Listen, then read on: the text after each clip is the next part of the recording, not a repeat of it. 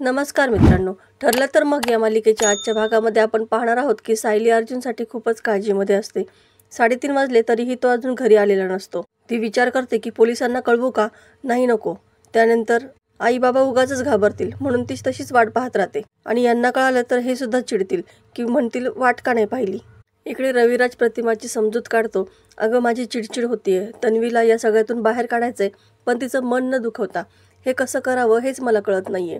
पण तूच सांग ना, राग हा आपल्याच व्यक्तीवरती व्यक्त होतो ना? प्रतिमा म्हणते, ही तुमची पूर्वीपासूनची सवय असेल ना? रविराज म्हणतो, ते मला माहीत नाही, पण मला तुझी पूर्वीची एक आणखी सवय आठवली. जेव्हा कधी आपल्यामध्ये भांडण व्हायचं ना, तेव्हा तू अशीच उपाशी राहायची. आजही तू जेवली नाही आहेस ना? चल आपण जेवून घेऊ. तो तिला घेऊन घरात जातो. इकडे अर्जुन आणि चैतन्य दोघेही रत्नागिरीच्या दिशेने निघालेलेच असतात. पहाट होते तरीही अर्जुन काही घरी आलेला नाहीये. त्यानंतर सायली लगेच देवाला प्रार्थना करते की देवी आई, हे कुठल्या संकटामध्ये सापडू देऊ नकोस. फायनली अर्जुन पहाटे रत्नागिरीला पोहोचतो. थोडंसं थांबून मेन सिटीमध्ये शोधूयात असं म्हणून ते पुन्हा तिथून निघतात. सायली तिचा आवरून खाली येते. ती विचार करते की पूर्ण आजीसुद्धा इथे नाही आहेत आणि आईंचाही पाय दुखतोय आणि देवीसमोर दिवा तर लावायला पाहिजे. मग असं म्हणून ती स्वतःच तिथं दिवा लावते. देवीला नमस्कार करते की देवी आई, यांच्यावरती कुठलंही संकट येऊन देऊ नको, यांना सुखरूप घेऊन ये.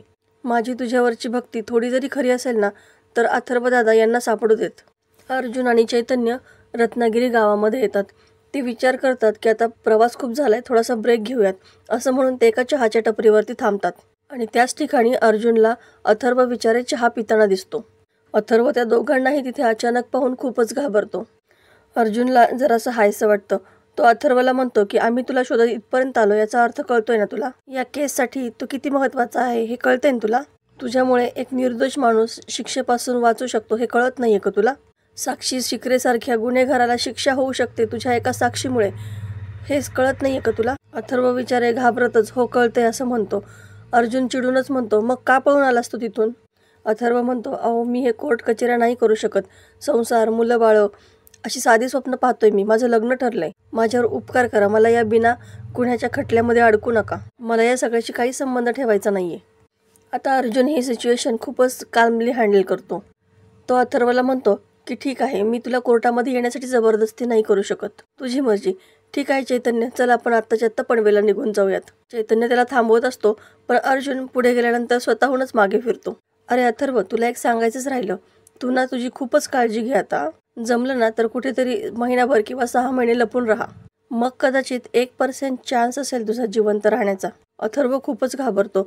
अर्जुन म्हणतो, म्हणजे माझी ड्युटी आहे म्हणून मला सांगावं लागेल ना की साक्षीने जो खोटा कागदपत्र दाखवून भाऊ तयार केलाय तो खरं तर जिवंत आहे. त्यानंतर महिपतची माणसं तुला शोधतील आणि पोलिसांनाही तुझा शोध घ्यावाच लागेल ना. महिपत शिकरेची माणसं तुझ्याकडे आधी पोहोचतील की पोलीस आधी पोहोचतील हे सांगता येत नाही त्यानंतर. आणि तो म्हणतो, अर्जुन मला असं वाटतं की पोलिसांनी अथर्वला पकडलेलं कधीही चांगलं राहील. म्हणजे कोर्टामध्ये फेक आयडेंटिटी सबमिट केली म्हणून कोर्टाकडून अथर्वला शिक्षा होईल. अर्जुन म्हणतो, फार फार तर 1 वर्षापर्यंत शिक्षा होईल. चैतन्य म्हणतो, पण महिपतच्या माणसांनी जर याला पकडलं तर ते तर याचे लगेच छोटे छोटे तुकडे करून टाकतील. अथर्व खूपच घाबरतो. प्लीज मला यातून वाचवावं. माझं नशीब घाणेरडं म्हणून त्या साक्षी शिकरेला माझे कागदपत्र आणि माझा फोटो सापडला. पण मला मरायचं नाही हो. प्लीज मला या सिच्युएशनमधून बाहेर काढा. तो खूपच गयावया करत असतो. तो चक्क अर्जुनच्या पाया पडतो. अर्जुन म्हणतो, पाया पडायची काहीच गरज नाही आहे. तू जर कोर्टामध्ये आलास ना तर तुला फुल प्रोटेक्शन मिळेल. तुला कोणी हातही लावू शकणार नाही. चैतन्य म्हणतो, आणि तुला कोर्टामध्ये येऊन काहीच करायचं नाही आहे, फक्त तुझा चेहरा दाखवायचा आहे. अर्जुन म्हणतो, आणि हां, प्लीज असं समजू नको की मी तुला घाबरवतोय. तुझी इच्छा. मी तुला फक्त पॉसिबिलिटीज सांगतोय की पुढं जाऊन जर काही बरं वाईट झालं तर काय काय होऊ शकतं तुझ्यासोबत वाईट. फार काही करायची गरज नाही आहे. तिथे एक पांढरी गाडी उभी आहे ना, तिथं पाठीमागे जाऊन बस फक्त. बाकी सगळं आपोआप होईल. चल चैतन्य, आपण चहा पिऊयात. आणि अथर्व लगेचच त्याची बॅग उचलून पळतच त्या गाडीमध्ये जाऊन बसतो. दोघेही चिअर्स करत चहा पितात. इकडे सर्वजण नाश्ता करत असतात. मात्र सायली अर्जुनची वाट पाहत दारामध्ये एरझाऱ्या मारतच असते. तेव्हा विमल येते आणि सायली ताई, तुम्ही कमीत कमी चहा तरी घ्या ना किंवा काहीतरी नाश्ता करा ना. कालपासून तुम्ही काहीच खाल्लेलं नाही आहे. अर्जुन दादा येतील, नका काळजी करू असं म्हणते. तेव्हा तिचं हे बोलणं कल्पना ऐकते आणि तिला खूपच काळजी वाटते. प्रताप म्हणतो, म्हणजे अर्जुन अजूनही घरी आलेला नाही आहे? कल्पना म्हणते की अर्धवट माहिती सांगू नको, नीट व्यवस्थित सांग. प्रताप म्हणतो, असं कुठल्या केसच्या कामासाठी गेला आहे तो? अश्विन विचारतो, तुझं त्याच्याशी फोनवर तरी बोलणं झालंय की नाही? सायली नाही असं म्हणते. कल्पना म्हणते, अगं मग कळणार कसं की अर्जुन सुखरूप आहे की नाही? सायली म्हणते की आई, ते सुखरूप असतील. माझा जेव्हा चैतन्य भाऊजींना फोन झाला होता तेव्हा त्यांनी सांगितलं होतं की ते रत्नागिरीच्या दिशेने चालले आहेत. ते सुखरूप असतील, तुम्ही काळजी नका करू. प्रताप म्हणतो, तो आश्रम केसच्या संदर्भामध्ये गेलाय ना? आता या केसमुळं आणखी काय काय या घराला पाहावं लागणार आहे कोणास ठाऊक. अश्विन म्हणतो, आपण पोलीस कंप्लेंट करायला हवी. तेव्हा सायली म्हणते की नको, माझा विश्वास आहे की ते कोर्टामध्ये नक्की हजर राहतील. मी कोर्टात जाते असं म्हणून ती तिथून निघून जाते. इकडे महिपत, साक्षी सर्वजण खूप खुश असतात. महिपत नाचत असतो आणि आनंदी आनंदकडे जिकडे तिकडे सर्वीकडे असं गाणं म्हणत नाचत सर्वांना पेढे देतो. पण प्रियाला मात्र तो पेढा देत नाही. नागराज म्हणतो, साक्षी तुझ्या वडिलांना आज बहुतेक वेड लागले, डॉक्टरला बोलव. महिपत म्हणतो, अहो नागराज शेठ, अजून वेड लागायचंय. आज त्या म्हाताऱ्याला कोर्ट पुन्हा जेलमध्ये टाकणार, त्याचा जामीन रद्द करणार आणि पेन मोडणार. त्या केसमधून माझ्या पोरीचं नाव निघून जाणार आणि मग मला वेड लागणार. साक्षी म्हणते की अण्णा, हाच उत्साह आणि हीच एनर्जी संध्याकाळसाठी थोडीशी राखून ठेवा. सेलिब्रेशन तर होणार ना, पार्टी करू आपण जंगी. पार्टीचं नाव ऐकल्यानंतर प्रिया मात्र खूप खुश होते. कुठे आहे पार्टी, इथे की हॉटेलवरती? साक्षी म्हणते, तुला का सांगू, कारण तू इन्व्हायटेड नाहीचेस. म्हणजे जे कोणी कामं आपली चोख करतात ना, अशीच माणसं अलाउड आहेत. तुझ्यासारखे लुझर्स अलाउड नाही आहेत. नागराज म्हणतो, साक्षी अगं किती छळशील बिचारीला. लग्नाच्या मांडवापर्यंत जाऊन माती खाल्याला किती मोठं टॅलेंट लागतं माहीत नाही तुला? ते टॅलेंट आहे प्रिया मधुकर यांच्याकडे. महिपत म्हणतो, राहू द्या हो, अगोदर हिच्या नावापुढचं मधुकर हे नाव एकदा मिटवतो आणि मग हिच्याकडे पाहतो. चला बाबा, मला तर आता पहिले कोर्टात जायचंय, पहिल्या रांगेत बसायचंय आणि त्या मधुकर पाटलाचा तमाशा बघायचाय. हे टाळ्या शिट्ट्या फेटे एकत्रच. नागराज म्हणतो, तुम्ही व्हा पुढे, आम्ही दोघे जण येतो आमच्या परमपूज्य दादाश्रींबरोबर. महिपत नाचतच तिथून निघून जातो. आता मी मनात विचार करते, आता तुम्ही मला रस्त्यावरच्या कचऱ्यासारखी किंमत देताय ना, पण एकदा माझं लग्न अश्विनशी होऊन मला सुभेदारांची सून होऊ द्या, मग कसे शेपटे हलवत माझ्या पाठीमागे येताल. इकडे मधुभाऊ, कुसुम आणि सायली तिघेही कोर्टाच्या बाहेर बोलत असतात. अर्जुन अजूनही आला नाही म्हणून सर्वजण काळजीत असतात. तितक्यात महिपतची गाडी येताना दिसते. तेव्हा सायली कुसुम आणि मधुभाऊंना दुसरीकडे जाऊन उभं राहायला सांगते. महिपत सायलीला म्हणतो, काय हो, तुमचे पतिदेव कुठे दिसत नाहीयेत? काय ना, तुमच्या तीर्थरूपांनी जरी त्यांना केसमधून बाहेर काढलं असलं ना, तरीसुद्धा ते लुडबुड करतातच हो मध्ये मध्ये. पण आज तर दिसतच नाहीये, म्हणजे चांगलंच अंग काढून घेतलेलं दिसतंय. साक्षी म्हणते, काय अण्णा, तुम्ही पण कोणावरती वेळ वाया घालताय?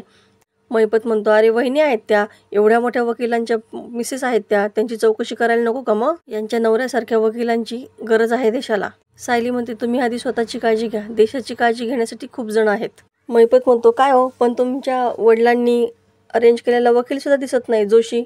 म्हणजे पाटलाला सोडायच्या ऐवजी त्यांनी आशाच सोडून दिली की काय?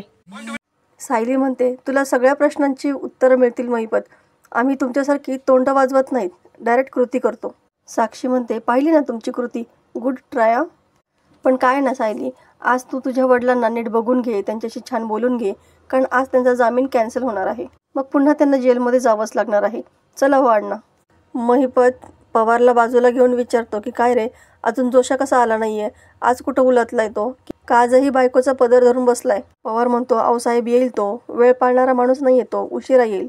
साक्षी म्हणते की केस पुढं जाण्यापुरतं तोंड जरी दाखवलं ना तरी मिळवलं, उशीर झाला तरी ठीक आहे पण ये म्हणावं. अर्जुनने आणि त्याच्या असिस्टंटने यावेळेस त्या केसमधून पूर्ण चांगलं काढून घेतलेलं दिसतंय. लास्ट टाइम हिअरिंगला तरी आले होते, पण आज तर दिसतही नाही आहेत. महिपत म्हणतो, एकदा फाशी आपल्या बाजूने पडायला लागले ना की बघ, सगळ्या गोष्टी कशा 113% आपल्या बाजूने होत आहेत. चल रे पवार, तयारी झाली ना? आता तिघेही आतमध्ये निघून जातात. कोर्टामध्ये सगळेजण येऊन बसलेले असतात. कुसुम चिडूनच म्हणते की बघ, त्या महिपतच्या चेहऱ्यावरती आनंदाचं कारंज कसं थुईथुई नाचतंय. त्याला वाटत असेल सायलीमध्ये त्याला काय वाटायचं ते वाटू दे. तू फक्त एवढीच प्रार्थना कर की हे लवकर कोर्टात येऊ देत. जजसुद्धा येतात. आता महिपत पवारला म्हणतो की काय रे, तू जोशी वकिलाला फोन केला होता ना, अजून कसा आला नाही तो? आरोपीचा वकीलच अजून आला नाही तर मग कोर्टाचं कामकाज पुढं कसं जाणार? जज विचारतात की मधुकर पाटील, ॲडव्होकेट जोशी कुठे आहेत? मधुभाऊ म्हणतात की मला काही माहीत नाही हो साहेब. पवार लगेच म्हणतो की मला कोर्टाला अशी विनंती करायची की मला ओपनिंग स्टेटमेंट करू द्यावं. केस संपेपर्यंत ॲडव्होकेट जोशी येतीलच, आणि तसंही ही केस आता ओपन अँड शट आहे. जज सांगतात की दोन्ही पक्षाचे वकील कोर्टामध्ये हजर असल्याशिवाय कोर्टाचं कामकाज सुरू करता येणार नाही. सगळेच काळजीमध्ये असतात. साक्षी महिपतला म्हणते की आता हा जोशी आला नाही म्हणून कोर्टाची पुढची तारीख नको मिळायला. ॲडव्होकेट पवार म्हणतो की जज साहेब, मला असं वाटते की आपण जोशी वकिलांची थोडीशी वाट पाहायला हवी. कदाचित ते कुठेतरी अडकले असतील, येतीलच ते. जज म्हणतात की कोर्टाला आता वाट बघता येणार नाही. आता या केसच्या सुनावणीची पुढील तारीख. तितक्यात अर्जुन त्या ठिकाणी धमाकेदार एंट्री करतो. पुढच्या तारखेची काहीच गरज नाही आहे युअर ऑनर. अर्जुनला तिथे पाहून महिपत आणि बाकी सर्वांनाच खूपच धक्का बसतो. तर अर्जुन, सायली आणि मधुभाऊंना खूप आनंद होतो. अर्जुन सांगतो की मधुकर पाटलांचा आता वकील मी आहे. सर्वांनाच खूप धक्का बसतो. आता प्रिया विचारते की बाबा, मधुभाऊंनी तर अर्जुनला केसमधून काढून टाकलं होतं, मग तो असं का म्हणतोय की तो आता त्यांचा वकील आहे. तेव्हा रविराज सांगतो की जर जोशी वकिलांनी स्वतः NOC दिली असेल तर मात्र असं होऊ शकतं. महिपतही खूप घाबरतो. अगं साक्षी, हा इथं कसं काय आला.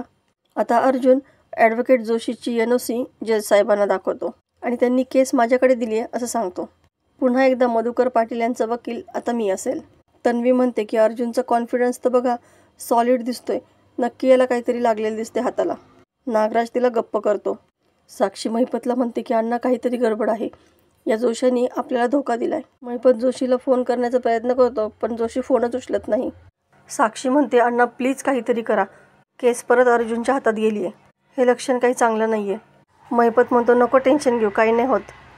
तर मित्रांनो, येणाऱ्या भागामध्ये आपल्याला पाहायला मिळणार आहे की अर्जुन चक्क अथर्व विचारेला कोर्टामध्ये हजर करतो. त्यावेळेस मात्र साक्षीची बोलती बंद होते, कारण ती अगोदरच कबूल करून बसलेली असते की हा अथर्व विचारे माझा भाऊ आहे आणि किती वेळा सांगू, मी याच्याच अंत्यसंस्काराला गेले होते. आणि अचानक अथर्वला समोर पाहून तिची मात्र बोलती बंद होते. तर मित्रांनो, आजचा हा एपिसोड तुम्हाला कसं वाटला हे कमेंटमध्ये सांगायला विसरू नका. अशाच नवनवीन व्हिडिओ अपडेटसाठी चॅनलला सबस्क्राईब करा. नोटिफिकेशनसाठी बेल आयकॉन अवश्य दाबा. व्हिडिओ पाहिल्याबद्दल धन्यवाद.